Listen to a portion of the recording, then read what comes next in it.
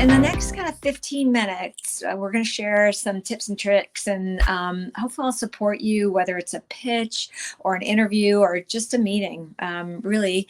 And you may think this is just about important meetings. In fact, every interaction that you have matters. And those that have less critical deliverables, what I've done is I've asked for feedback. So I have friends who are fortunately colleagues who are willing to help me, and I'll say, what could I have done better in that meeting? Or I'll reach out after meetings and say, did I come across clearly? Did I listen enough? One of the things I really want to work on is listen to learn rather than listen to respond, or and getting away from telling and more around learning. And so today I've got a few stories. There's 4 things I really want to share with you. One is getting ready to bring your voice to the room, how to extend your voice to have impact, how to bring your voice early, and then bring your authentic voice. I like to say, be yourself, everyone else is taken. So where do you want to bring your voice? So let's start there. Being well rested goes a long way. I'm someone who, for many, many years, believed that 5 hours of sleep or less was sufficient. I got more done, and I was very productive. And in fact, what I've learned is sleep is critical. It's not going to be the focus of our talk today, but I just wanted to share with you. I now use a device that helps me determine how much sleep I really get. And so even if you go to bed and you think you're getting 8 hours of sleep, you might be awake during the evening. And a lot of times these devices really help you determine how much sleep you're actually getting, and if it's good quality sleep, how much are you in REM, deep sleep. So that is the basis of bringing your voice, is just the basics around good health and getting the rest you need. I wouldn't be a good friend if I didn't share with you one thing that helped me a lot. About 20 years ago, I read an article on caffeine. And I spent a lot of time growing up in Puerto Rico, and coffee is like a food group there. And there's an article that talked about how caffeine sabotages you. And it sabotages you by making you anxious, irritable, really quick to judge, fast to act, which in some situations can be good. Sports, for example, it's an ergogenic aid that helps some people get off to a faster start, so to speak. However, if caffeine is your crutch and you have to bring your voice to the room, and you've had 4 cups of coffee, maybe sometimes even 2 if they're strong, or espressos, just changing your caffeine consumption can really make a difference in how you bring your voice to the room. So, and I'm kind of adjust my camera here. Thanks. And so let's get that out of the way, kind of the basics. So watch your caffeine, get plenty of rest, especially when you have a meeting where you have to bring your voice where it really matters. So extending your voice, I'm just going to talk a little bit about, again, those 4 things. And we'll start with having extenders. An extender to me is someone who's going to really help you and to bring the best voice you possibly can. I learned often early on as a woman that we often miss the boys' club. We're not in the locker room, at least I'm not in the locker room. But there are things that you can do to set yourself up in the room to be better, well received. The room is going to receive your voice better. Some call this the meeting before the meeting. I like to call it the extension, or the getting your extenders and your colleagues in place before a meeting. So as we show up, unfortunately, there's still bias everywhere. I have bias, you have bias, and we don't mean to bring our bias often to where we show up. But typically as women, we tend to face interruptions.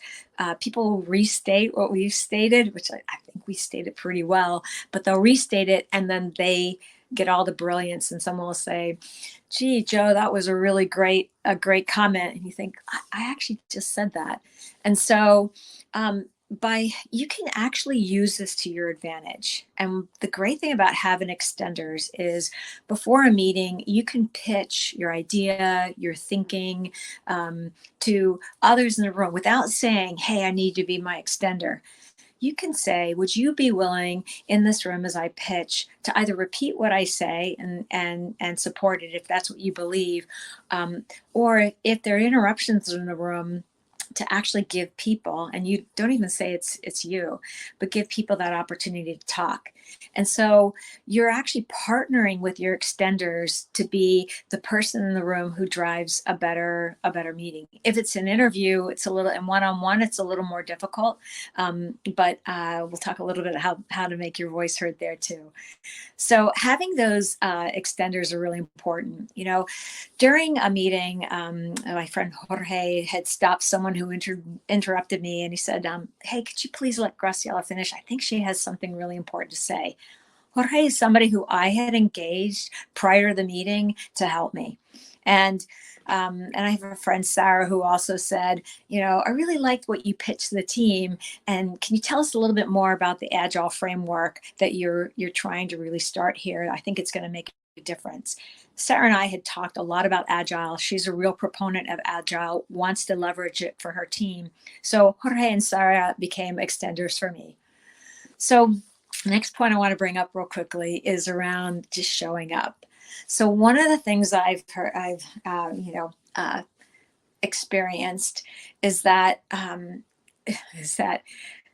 showing up early really does make a difference. So for the longest time, if I had a flight, I was showing up just in time for that flight and running. And same with meetings. It felt like I had a lot of meetings that you're going back to back, going from one to the other. When you need to bring your voice to the room, show up early. And here's why. So I came to an early meeting early. This is one of my favorite examples of why this is so important. Came to a meeting early. This was pretty early in my career. And the CEO of the company just happened to be there early. And I essentially had a one-on-one with the CEO at that point. And I was, again, probably maybe 3 years into my career. And so we're the first two to join online.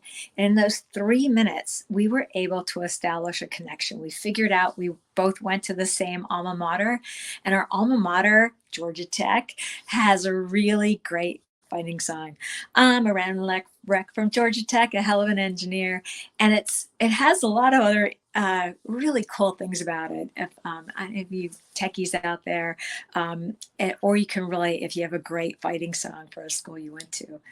And so we realized that we had this connection right off. And in fact, in another meeting, it was a town hall with hundreds of people. This is back when we did town halls in person. And he actually shouted out to me and had me repeat a sentence for him that was part of the fighting song. And people looked around and I was like, wow, she has a connection with the CEO. I immediately had street cred even early on in my career. So my tip to you is bring your voice early. You never know what opportunities it's going to bring to you. So in an interview, showing up early is really awesome because what it does is it gives you this comfort with the room. And you can see here, I actually am speaking to you from my hotel room. And I really took like a good 20 minutes for me to get comfortable. I'm sitting on the edge of a bed, which I don't really like. But this is about voice, not about really my presence, which I'm also trying to bring the best I can right now. But just being comfortable allowed me to kind of get situated. So the same for you. If you have a meeting, showing up early really matters. So we're really going to talk about showing up early and then bringing your presence. So you have your extenders, you show up early, and now you're there in the meeting. So Kirsty Hedges has this book called The Power of Presence. And a really great thing about this book is it talks about getting out there early with your voice. Simon Sinek has he's got I don't know if you've listened to his podcasts. He's really known for talking about the power of why. And he talks about being the last voice in the room. Well, that works if you're in this big position of power and you want to let other people speak, because when someone of extreme power speaks, they typically pretty much, that's it, right? It's like, that is the word. If you don't have that gravitas yet in a meeting, what Kirsty Hedges says is getting out there with your voice early in the first few minutes really sets the tone for the meeting. And so typically, if you're not the owner of the meeting, you can steer the meeting by asking a clarifying question early on. It doesn't mean you have to derail the room. It's just that think of yourself as taking the room in the direction that it needs to go and bringing that voice to do so. This is even better if one, you go to the meeting early, and two, you have your extenders to back you up. One of the best examples of this was a meeting that was held at the beginning of COVID. So it was a virtual meeting. People were still getting used to being virtual. Relatively large for a virtual meeting, 15 people. Jeff Bezos likes to talk about the 2 pizza lunch type meeting where you don't have that many people in the room. Maybe 10 is quite a bit of a large meeting to make anything happen. In this meeting, there were about 15 people on the call, including the meeting owner. And my friend Annette came in. This is a meeting with complete disarray, no agenda. And she really wanted to make sure that we got some key priorities focused on. And so the whole purpose of the meeting was to figure out what are we going to do now that we're in COVID and how are we going to work. And so we had this call and everyone got settled. And rather than just openly stating, I have a tool, let's go get it, what she said was, would it be helpful? And she waited till there was an obvious disarray. Would it be helpful if we had used a tool to help us agree on our priority? And she had our extenders in place. She had the meetings before the meeting saying, do you think this would work if we brought this up in the meeting? And it completely took the meeting in the right direction. We ended up the meeting with 3 key focus areas, and everyone was so appreciative, including the meeting owner. And Annette brought her voice. She made it happen. And so it's a really good example. So of really bringing your voice to the room and having that power of presence. So you're in the room, right? You're well rested, not overly caffeinated. You have your extenders lined up. You've shown up early, and you now have this presence. So what about you? We had mentioned that favorite quote: "Be yourself. Everyone else is taken." So if I just stuck with what I wanted to talk about, I kind of started to set this up about 4 weeks ago. And I would have actually told you, now make sure you're proud and you lower your voice and you have this, I would have given you tons of tips on speaking. You can find that on the internet. I'm going to share with you an experience I just had about 2 weeks ago. I was at the Health Information Management Systems Conference, and HealthCare is my employer, and they sponsored the Equity Lounge. The Equity Lounge is put together by the Female Quotient. The Female Quotient CEO, Shelly Zalis, has a great team, and they come to a number of events, and they talk about equality and women's very pressing women issues to help us be the best we can be. And so, G Healthcare really believes in the importance of women in healthcare and how we drive innovation. So we came together. One of the people associated with this event, we brought in a moderator, Joy Rios, and she owns a podcast called Hit Like a Girl, and that's healthcare IT. And she defies everything we've been told about how to bring your voice to a room. Her voice is a little higher. It's almost a little maybe squeaky. And if I'd not heard her, I would have come to you again today is lower your voice, which for me does work. And so what I did learn from her is that this authentic voice, if you have an authentic voice, that's what you need to bring. She was confident. She was clear. Her unique tone was actually captivating. She leaned in. She was engaging. She was intensely confident and at the same time approachable. And so even though in general, there's studies that show that men can hear better in the lower frequency range of voice, you still need to have your voice that's authentic. I tend to come to a meeting, and if I'm really nervous, I start to talk like this, and I talk really fast, and then I'm actually even using inflection because I'm unsure. So I'm not sure if my voice is being heard. And so for me, to take a deep breath and have a mantra, which is to me, listen to learn, you've got this. And I'll say it out loud over and over. Deep breath, listen to learn, you've got this. And so what I want to do is actually just pause for a second and let you think about what could your mantra be. So if you do anything and you get anything from this, have a mantra so that you can center yourself before you have that presence. And so Joy definitely had a presence. She didn't have to lower her voice. She brought a unique voice. It was very authentic, very memorable. Shelley Zalis, who was also a moderator, comes with a strong, powerful voice that's also engaging, totally authentic, and brings a different way of talking. So one thing to do is to listen to others speak, not emulate them and be like them, but find your authentic voice. Also understand where you are when you're stressed. I'm just going to summarize this and wrap up and just give you those key points and end with power words. So you're well rested, you're not overly caffeinated, you have your extenders lined up, you show up early, you have that power of presence, you're truly authentic.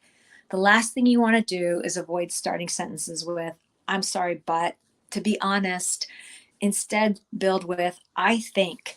I'd like to make my thinking visible.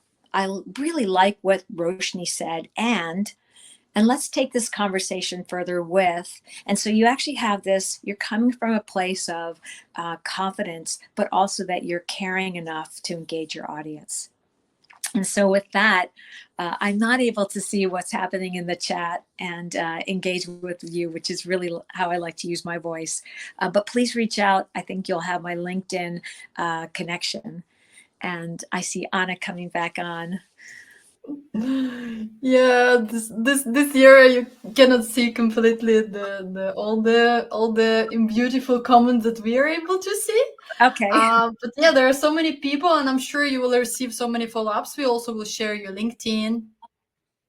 So thank you so much. I really I must say you're really good at improvising because this was a really great session. So, and thank you for bringing your authentic self to the global conference. I really love this. Listen to learn. You've got this. Good.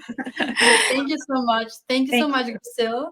And I'm wishing you a lovely evening today as well. Thank you. Thank you. And thank you for yeah. also bringing in the Chief and Tech Summit. I really, for those of you who are joining, it's fantastic and really great conference. So thank you again for having me. Thank you, Graciela. Thank you. Bye. Bye-bye.